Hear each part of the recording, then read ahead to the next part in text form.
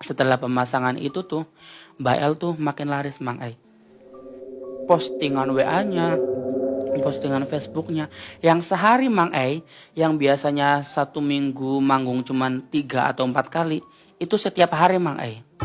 Dan gak satu lokasi, bayangin aja Mang Ai, 3 sampai 4 lokasi dalam 1 hari. Yang satu lokasi aja Mang Ai itu 400.000 dikali 4 lokasi Mang Ai. Belum saweran ya. Belum sawerannya. Jadi setelah 2 bulan Mbak El tuh laris banget.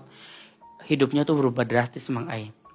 Bisa beli mobil, bisa nyicil rumah perum yang tadinya nggak punya apa-apa Mang Ai. Dek, kamu beneran nggak kesirian kayak Mbak? Lihat tuh, Mbak sekarang udah punya semua yang Mbak pengen. Mobil udah, rumah sekarang udah lunas. Kamu mau nggak nganter Mbak lagi buat memperkuat susuknya biar tambah laris lagi? Kataku tuh bilang gini Mang Ai, Mbak El, emang Mbak El nggak capek ya? Mbak El tuh 1 hari tuh bisa 4 lokasi, bisa sampai 3 lokasi. Itu lokasinya tuh jauh-jauhan Mang Ai, tapi dia nggak capek. Tapi Mas Dede kan kecipratan, istilahnya jobnya dia selalu diajak kan. Kecipratan, alhamdulillah setiap kali. Ikut banyak Iya, penghasilan tapi juga. nggak setiap hari. Kalau misalkan mungkin dia butuh penyanyi tambahan, Mbak El pasti ngajak Dede. Tapi kalau enggak ya, tapi dia setiap hari Mang Ai bisa 3 lokasi, 4 lokasi yang 1 hari. Yang tadinya yang 1 minggu tuh cuman 1 atau 3 kali manggung. Nah, terus ujuk-ujuk teleponan biasa kayak gitu Mang Ai, Mbak El tuh ngomong, Dek, nganter Mbak lagi yuk ke Nyai. Lah kataku, emang Bang mau ngapain lagi?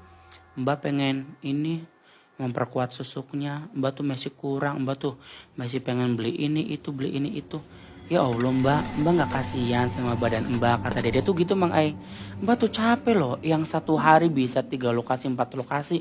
Dan itu tuh lokasinya berjauhan semua Mang Ai. Tapi dia, Masya Allah tenaganya kuat banget. Nah, singkat cerita, aku dengan terpaksa nganter Mbak El lagi ke Nyai.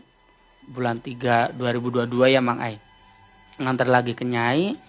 Terus katanya, Nok, ini tuh agak susah. Kamu tuh udah rezekinya tuh udah gede banget. Kalau misalkan kamu diperkuat lagi susuknya, kamu sanggup enggak nerima konsekuensinya? Kata si Nyai itu gitu Mang Ai. Kata Mbak Elnya, yaudah Nyai nggak apa-apa, insya Allah Nok sanggup. Lagian juga kan yang waktu pertama kali Nok mah sanggup, Dede mah kabur gitu katanya bilangnya Mang Ai. Nah terus nggak tau lah dibisikin apa. Jadi si Nyai itu nggak mau terang-terangan kayak yang waktu pertama kali Mang Ai. Bisik-bisikan sama Mbak El tuh lama banget, nggak tahu itu bisik-bisikan apa. Dede mah cuma diem aja kayak gini ngeliatin. Terus udah selesai bisik-bisikannya, kita ngobrol-ngobrol biasa lagi bertiga. Nyai sempat nawarin lagi Mang Ai, kamu gak kasihan sama Mbak El? Tuh Mbak El sekarang udah sukses, udah punya apa yang Mbak El mau. Emang gak mau kayak Mbak El? Gitu Mang Ai kata Nyainya. Enggak lah Nyai, aku mah segini aja udah alhamdulillah. Toh Mbak El manggung juga aku sering diajak.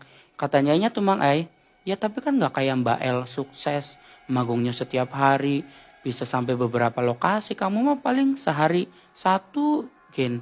Itu mah 1 minggu cuma 3 kali manggung gitu Mang Ai kata Nyainya.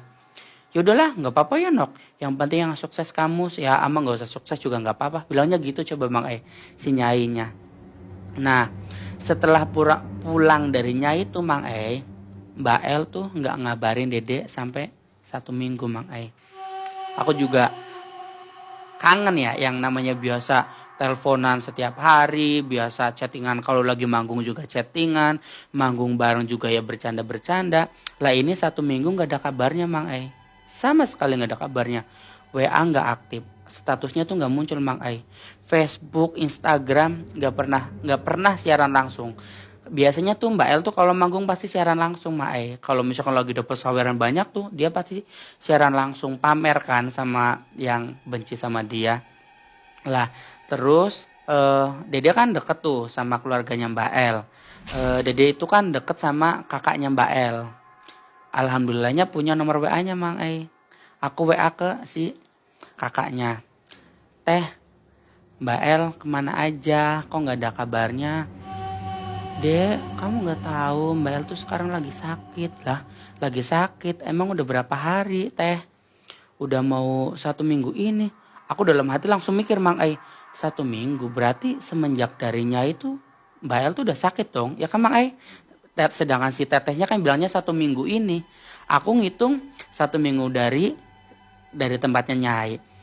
Emang di rumah mana Teh? Di rumah Mami apa di rumah Perumnya?" "Di rumah Mami, sini aja, dedeknya kesini," gitu kata si tetehnya.